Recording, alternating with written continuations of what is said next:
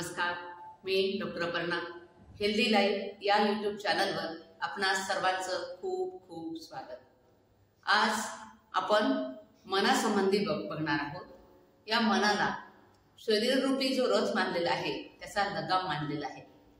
कठोपनिषदामध्ये याचं खूप चांगलं वर्णन आपल्याला आढळतं. त्यामध्ये काय म्हटलेलं आहे? आत्मानं रथिनं विद्धी शरीरम रथमेव तू बुद्धिं तू सारथं विद्धी मनः प्रग्रहमेवच. म्हणजेच या शरीराला काय म्हटलंय? रथ मानलेला आहे. मग या रथाचं घोडे कोण आहेत? तर पंचज्ञानेंद्रिय पंचकर्मेंद्रिय हे याचे घोडे आहेत. आणि हा रथ कोणत्या रस्त्याने धावणार आहे? तर या पंचज्ञानेंद्रियांचे जे विषय आहेत, शब्द, स्पर्श, रूप, रस आणि गंध, हे त्यांचा रस्ता सांगितलेला आहे.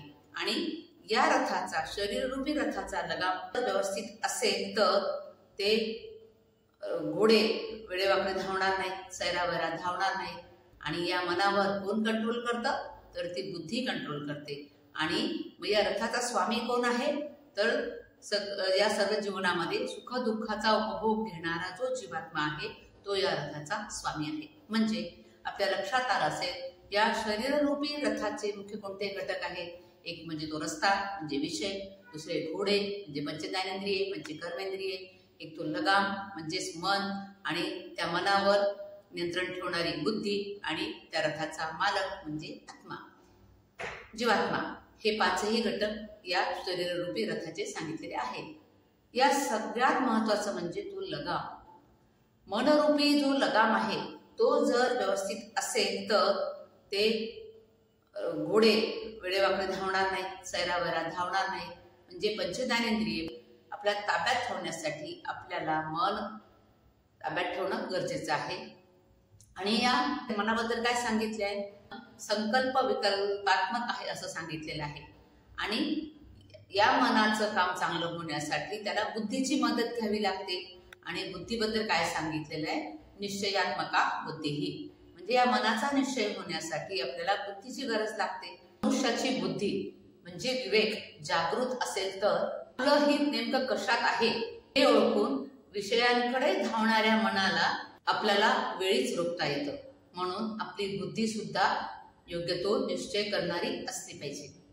आणि मग हे मन जर चांगलं असेल तर संतुलित असेल तर हे इंद्रिय जे आहेत ते सैरावैरा विषयांकडे धावणार नाहीत. म्हणून मनाची एकाग्रता करणं गरजेचं आहे.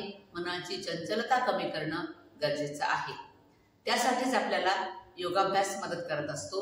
आणि या योगाभ्यासामध्ये आपल्याला लक्षात येतं की पतंजलीचा जो अष्टांग योग आहे त्यांनी जे अष्टांग सांगितलेले आहेत ते म्हणजे यम, नियम, आसन, प्राणायाम, प्रत्याहार, धारणा, ध्यान आणि समाधी. हे 8 अंग जे आहेत ते आपल्याला या कामी मदत करतात. मनावर नियंत्रण ठेवण्यासाठी ते मदत करत असतात. आता यम आणि नियम जे आहेत ते काय आहेत? यम म्हणजे समाजात आचरण करण्यासाठी आवश्यक असलेले नियम कोणते आहेत ते आपल्याला यम सांगत असतं. ते आहेत सत्य, अहिंसा, अस्तेय, अपरिग्रह आणि ब्रह्मचर्य. माझा या अष्टांगावर आधीचे व्हिडिओ आहे, त्याची लिंक मी आपल्याला डिस्क्रिप्शन बॉक्समध्ये देत आहे. 8ही अंगावर 8 वेगवेगळे व्हिडिओ आहेत. आता हे नियम म्हणजे स्वतः आचरण कसं करायचं, स्वतःसाठी कोणते नियम आहेत ते या नियमामध्ये सांगितलेलं आहे.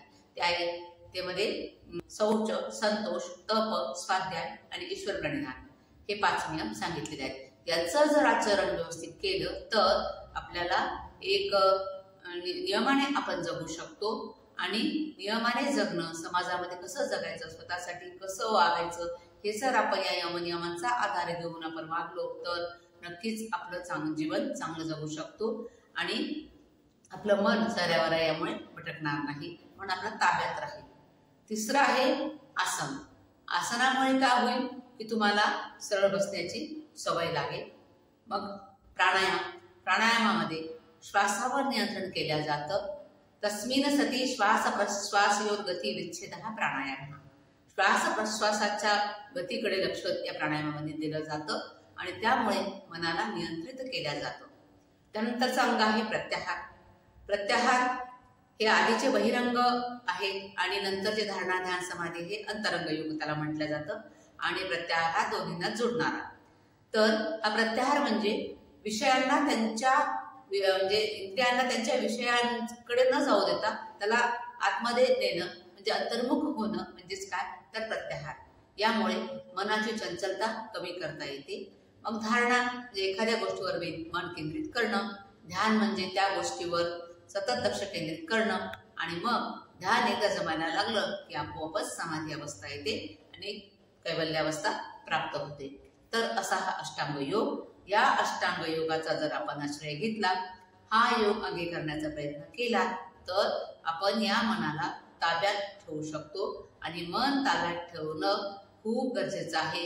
मन ताब्यात जर असेल तर कुठलीच गोष्ट करणं कठीण नाही.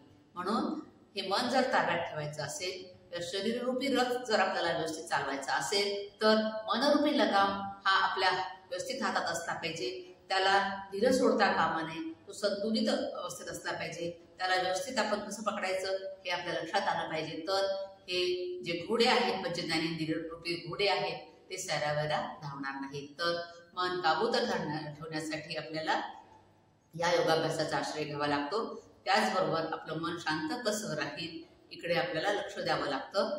तर जरूर आपण हा प्रयत्न करूया. मनरूपी लगाम आपण आपल्या हातात व्यवस्थित धरण्याचा प्रयत्न करूया. आणि माझा हा व्हिडिओ आपल्याला कसा वाटला जरूर लाईक करा, शेअर करा, कमेंट करा. आणि माझं चॅनल जर आपण अजून सबस्क्राईब केलं नसेल तर जरूर सबस्क्राईब करा. धन्यवाद.